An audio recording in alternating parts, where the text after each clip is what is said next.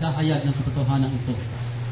Para makita natin na talagang gumagalaw ang diablo sa ating panahon. Nag-uunahan sila para ipursige ang New World Order. Church, kailan pa tayo lubusang maglilingkod sa Panginoon? Kung hindi ngayon, kailan pa? Ito na po ang panahon. Ano ba namang problema natin? Isang tabi na natin yan. Ayusin ang ating mga sarili, ihanda ang ating mga sarili upang sa pagbabalik ng Panginoon, maging karapat-dapat tayo. Atin pong awitin mga anak ng Diyos, kailan pa ibibigay ang buhay mo't lakas? Kung hindi ngayon, kailan pa? Kailan pa?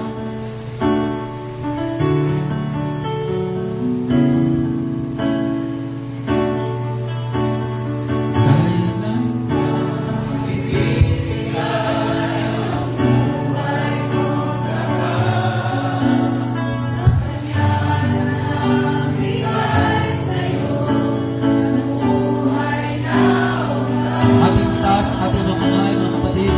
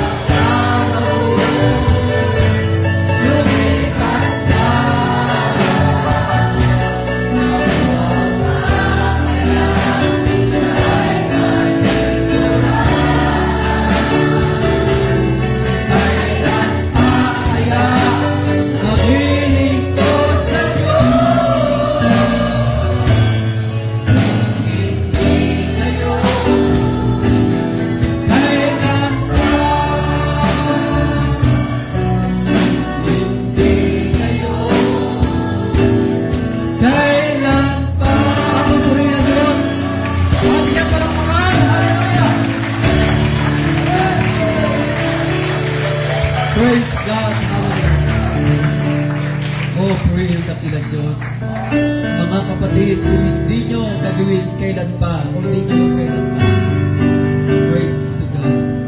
Madibubuhay at gawin nyo, sino ang makapag-iniwalay? Magpatuloy tayo mga anak ng Diyos hanggang sa wakas, na naglilingkod sa Diyos ng matapat at maalam.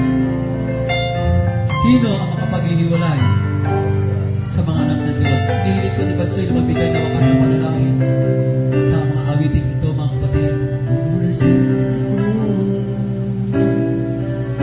para lang sa iyo,